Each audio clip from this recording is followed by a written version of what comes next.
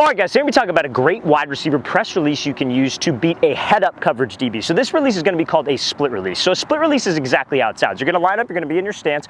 All you were doing is you were bringing your front foot out and your back foot even with your front foot. So you're splitting and coming to a position of balance. The mistake that a lot of wide receivers will make on this release is they'll split, but they'll stand straight up in the air. When you pop up, one, that's a tell, but also you're more susceptible to a jam because you were off balance and your feet are super close together. So you have to get to a position of balance. Now the reason why you want to get to a position of balance is to get a read on this DB. So if I split, and let's say maybe he shades to the outside, because I'm in this balanced position, I could take an inside release if I needed to. Now, if he shades maybe to the inside or just stays put, I could take an outside release if needed to. I could give a head and shoulder fake, whatever it might be. But this is a great release to use against a head-up coverage DB when we maybe don't know what shade he is, trying to get a read, trying to freeze him, and then leave him. What's up, guys? Hope you're enjoying the video. Hope this video is giving you guys some value, but we are going to be traveling out to 15 states across the country for 2-day-long QB and wide receiver training camps. So if you guys are local to San Francisco, Orlando, Florida, New Orleans, Louisiana, Dallas, Texas, Charlotte, North Carolina, the DMV area, St. Louis, Missouri, Boston, Massachusetts, Honolulu, Hawaii, Cleveland, Ohio, Austin, Texas, Los Angeles, California, Denver, Colorado, Seattle, Washington, or Newark, New Jersey, check out that link in the description below. We'd love to have you out to one of our 2-day off-season camps. We're going to be hosting a camp. It's 8 hours of training total. You're going to have DBs out there for the wide receivers to work one-on-ones, the work. So if you guys are local to one of those cities and would like to get some work in with us, check out that very first link below. Let's get back to this video.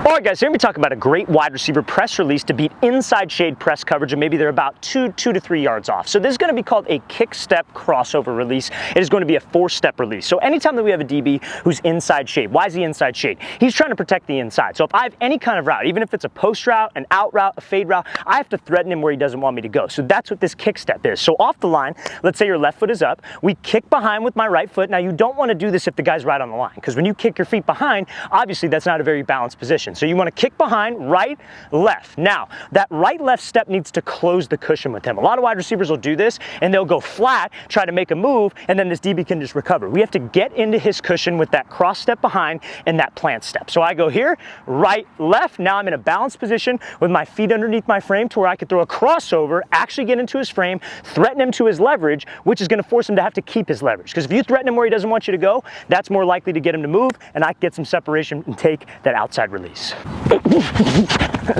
Alright guys, here we talk about a great wide receiver press release to beat outside shade press coverage. So anytime that you guys get an outside shade press DB, a great release to use is called a wide step. So a wide step is exactly how it sounds. You were stepping with your back foot wide, trying to threaten this DB to his leverage, which is the outside. The sole reason a DB is lined up outside shade is because he's, one, probably expecting the outside route from us, and two, he's got help to the inside. So maybe it's like cover one robber, and you have your split cut down as an outside wide receiver. So this wide step to get some explosion. A lot of what receivers will do, they'll make this mistake, they'll just go here. They'll just throw a jab step, but they don't go anywhere. They threaten laterally. That's not going to threaten that DB's leverage, and if you try to go back to the inside, he's just going to recover. So what you have to do is step almost vertical. So using something called a kick step is what gets you that explosion to step vertical. So you kick behind slightly to generate some explosion, to load your hips so you can step into his frame.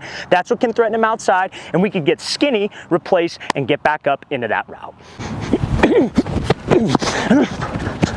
Alright guys, so here we're talking about how wide receivers can run a slant route versus press when this DB is inside shade about 2 to 3 yards off. So the mistake that a lot of wide receivers will make when they get this look is they try to simply just square up the DB, make a move, and then run a slant. But the problem with that is when that DB is inside shade, like we've said before, his whole goal is to prevent the slant, to prevent the inside route. So we have to threaten him outside. So what you want to do with your release, first off, you don't want to just go straight to that diamond release where you go 1, 2, 3 wide and then try to cut back inside. There's too big of a gap. You have to close that gap right off the line with something I call a longer crossover move. So this is a crossover diamond release. So we go up here, we close the depth 1, 2, so I close this cushion. So now when I take off on those 3 steps to the outside, 1, 2, 3, we are hip to hip. So now when we are hip to hip and I put the brakes on, I can actually use my hand, get some leverage, and slip back underneath him. Now, some of you might think, oh, this takes too long, I don't have the time to do that on a quick slant. That's why your crossover, closing the space with him, has to be a quick tempo. If you close the tempo with him, or you close the space and you hop up, you're taking your time, then we go, he did his job, which is screwing up timing with the quarterback.